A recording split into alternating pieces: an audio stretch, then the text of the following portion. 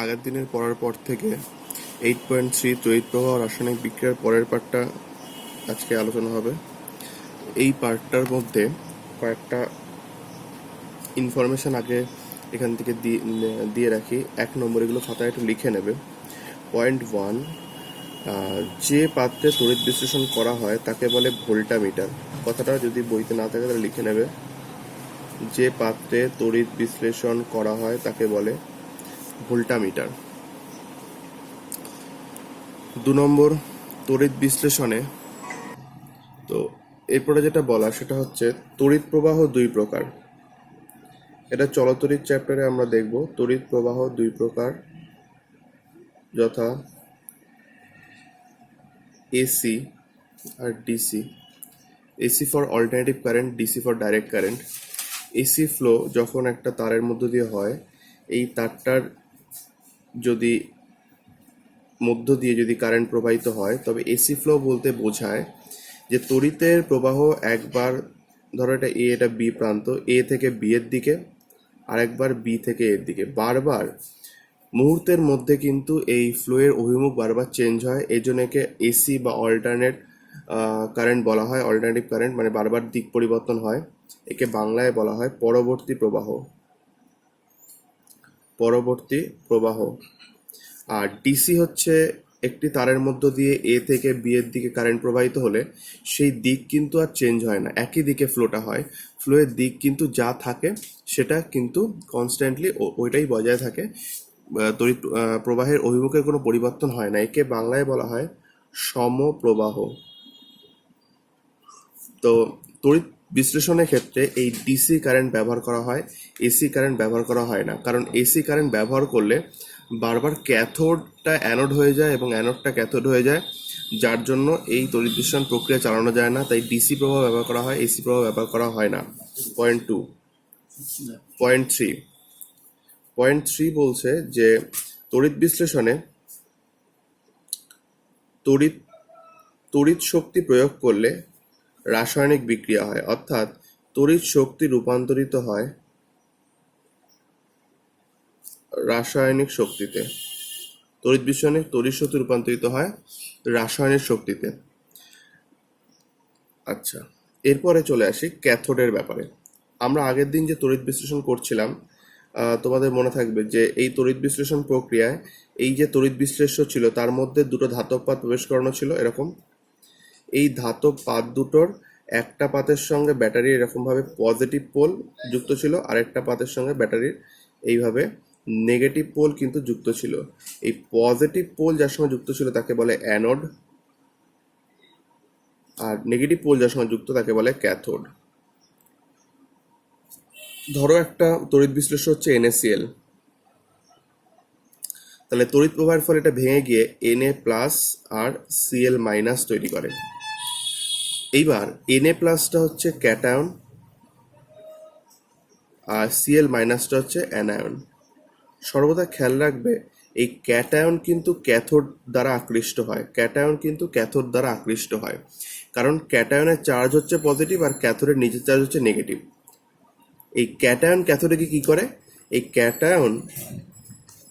Cation কিন্তু ক্যাথোডে গিয়ে electron গ্রহণ করে। ক্যাথোডের চার্জ যেহেতু নেগেটিভ, তাই ক্যাথোড থেকে ইলেকট্রন গ্রহণ করে সেটা নিস্তড়িত হয়ে যায়। আর এই যে অ্যানায়নটা দেখতে পাচ্ছ এটা চলে যায় অ্যানোডে। তাহলে অ্যানোডে যে অ্যানায়নটা যায় Cl মাইনাস, এটা গিয়ে কি করে ইলেকট্রন ছাড়ে এবং একটা নিস্তড়িত পরমাণুতে পরিণত হয়। অর্থাৎ ক্যাথোডে যেটা হয় সেটা হচ্ছে ইলেকট্রন গ্রহণ হয়, আর অ্যানোডে যেটা হয় সেটা হচ্ছে ইলেকট্রন বর্জন।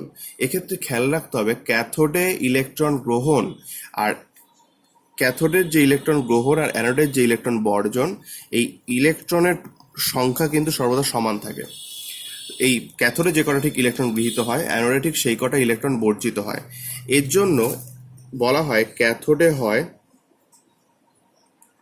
বিজারণ আর অ্যানোডে হয় জারণ। তাই তড়িৎ বিশ্লেষণ একটি জারণ বিজারণ প্রক্রিয়া। ভালো করে ধীরে ধীরে এই প্রসেসটা ভালো করে দেখবে, ধীরে ধীরে দেখে এই জিনিসটা ভালো করে বোঝার চেষ্টা করবে।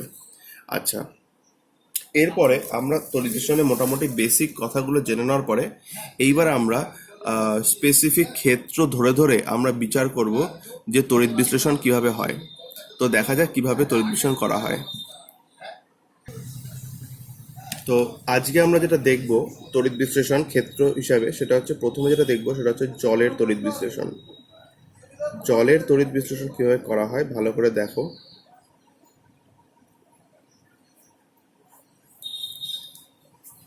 একটা পাত্র নেওয়া হলো, পাত্রটা বেসিক্যালি ভোল্টামিটার। এই পাত্রটা বেসিক্যালি একটা জলের তড়িৎ বিশ্লেষণ ক্ষেত্রে একটা অন্য ধরনের পাত্র নেওয়া হয়, বইতে তোমরা ছবি দেখতে পাবে, কিন্তু আমি ওভাবে দেখাচ্ছি না। আমাদের ছবি ইম্পর্টেন্ট নয়, আমাদের বোঝাটা ইম্পর্টেন্ট। ছবি যেহেতু এখানে লাগে না, তাই আমি একটা নর্মাল ছবিতে বোঝানোর চেষ্টা করছি জলের তড়িৎ বিশ্লেষণ কিভাবে হয়। এই পাত্রের মধ্যে নিয়ে নেওয়া হয়েছে বিশুদ্ধ জল। আচ্ছা, একটা কথা এখানে বলে রাখার, বিশুদ্ধ জল কিন্তু তড়িতের কুপরিবাহী। তাই বিশুদ্ধ জল তড়িতের কুপরিবাহী হওয়ার জন্য তারা কিন্তু আয়নে বিভাজিত হয় না, তাই এর মধ্যে সামান্য পরিমাণে সালফিউরিক অ্যাসিড মিশিয়ে নিতে হয়। তাহলে আমরা তড়িৎ বিশ্লেষণ হিসেবে নিলাম বিশুদ্ধ জল আর সালফিউরিক অ্যাসিড। এর মধ্যে দুটি প্লাটিনাম পাত প্রবেশ করিয়ে দেওয়া হয়। এইগুলো হচ্ছে প্লাটিনাম পাত, পিটি পাত, প্লাটিনাম দ্বারা গঠিত পাত। এবার যথারীতি ব্যাটারির সাহায্যে, এই তারের সাহায্যে ব্যাটারি কানেকশন করা হচ্ছে। এটা হচ্ছে পজিটিভ পোল, এটা হচ্ছে নেগেটিভ পোল, অর্থাৎ এটা হচ্ছে অ্যানোড, অর্থাৎ এটা পজিটিভ চার্জ, এটা হচ্ছে ক্যাথোড, যার হচ্ছে নেগেটিভ চার্জ। তো এইবার তড়িৎ চালনা করা হলো। তড়িৎ চালনা করলে কি ঘটে ভালো করে বোঝো। এখানে এই যে জল রয়েছে H2O, এই H2O ভেঙে যায়, ভেঙে গিয়ে তৈরি করে H প্লাস আর OH মাইনাস, H প্লাস আর OH মাইনাস সৃষ্টি করে। এবার যথারীতি আমরা জানি H প্লাস হচ্ছে ক্যাটায়ন, যেটা এখানে কোথায় যাবে, ক্যাথোডে যাবে। আচ্ছা, তাহলে ক্যাথোডে কি ঘটে, ক্যাথোড, তাহলে H প্লাস ক্যাথোডে যায়, ইলেকট্রন গ্রহণ করে, হাইড্রোজেন সৃষ্টি করে। এরকম দুটো হাইড্রোজেন পরস্পর যুক্ত হয়ে গিয়ে তৈরি করে H2, যেটা H2 গ্যাস সৃষ্টি করে। তাহলে হাইড্রোজেন গ্যাস ক্যাথোডে সৃষ্টি হয়। আর অ্যানোডে কি হয়,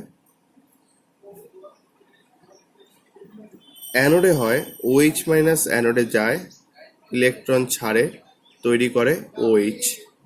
এরকম চারখানা OH পরস্পর নিজেদের মধ্যে যুক্ত হয়ে তৈরি করে 2H2O, যেটা জলের সাথে মিশে যাচ্ছে, নর্মালি জলে নেওয়া হয়েছে। 2H2O প্লাস O2 সৃষ্টি করে। অর্থাৎ অ্যানোডে সৃষ্টি হয় অক্সিজেন গ্যাস আর ক্যাথোডে সৃষ্টি হয় হাইড্রোজেন গ্যাস। অ্যানোডে অক্সিজেন গ্যাস এবং ক্যাথোডে হাইড্রোজেন গ্যাস সৃষ্টি হয়।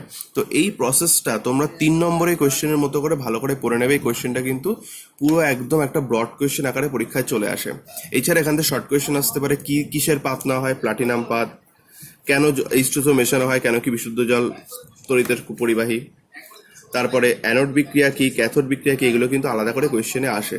তো এই পর্যন্ত আগে ভালো করে পুরো জিনিসটাকে ভালো করে কিন্তু লিখে আমাদের প্র্যাকটিস করে নিতে হবে। তো আজকে আমরা আরেকটা তড়িৎ বিশ্লেষণ দেখবো, তো দেখা যাক। নেক্সট যে তড়িৎ বিশ্লেষণটা আমরা দেখবো সেটা হচ্ছে তুতের বিশ্লেষণ, CuSO4, কপার সালফেটের তড়িৎ বিশ্লেষণ।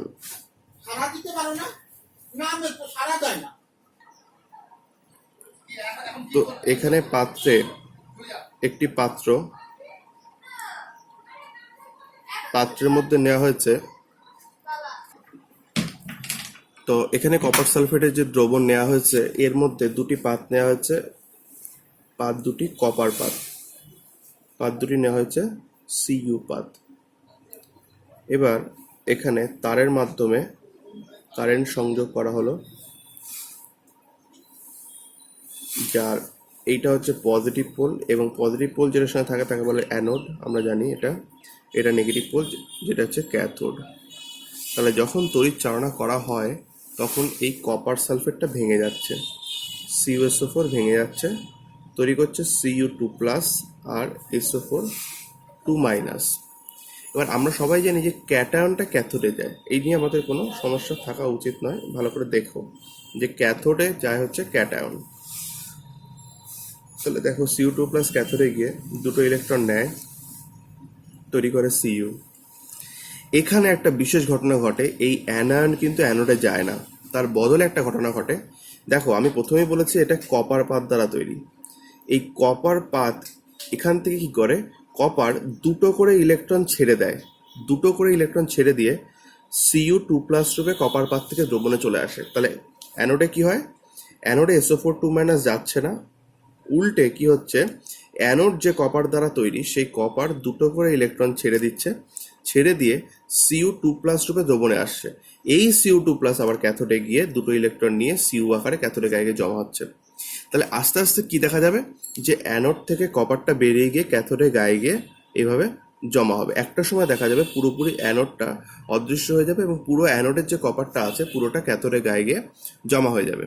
এইভাবে আস্তে আস্তে অ্যানোড অদৃশ্য হতে থাকে এবং ক্যাথোড মোটা হতে থাকে। তো এই প্রসেসটা ভালো করে দেখো। এই দুটো তড়িৎ বিশ্লেষণ অবধি আজকে থাকলো। এর পরের দিন আমরা তড়িৎ বিশ্লেষণের আরও কয়েকটা প্রয়োগ সম্পর্কে জানবো। কোনো প্রবলেম হলে ফোন করে নেবে। এগুলো আরেকটা কথা, যেটা এগুলো কিন্তু 3 নম্বরের কোয়েশ্চেনের মধ্যে আসে। গোটা 3 নম্বরের কোয়েশ্চেন আকারে এগুলো পড়বে এবং মাঝখানে শর্ট কোয়েশ্চেন আকারেও কিন্তু কোয়েশ্চেন আসে এখান থেকে। তো ঠিক আছে, আজকে তাহলে এই পর্যন্ত থাকলো।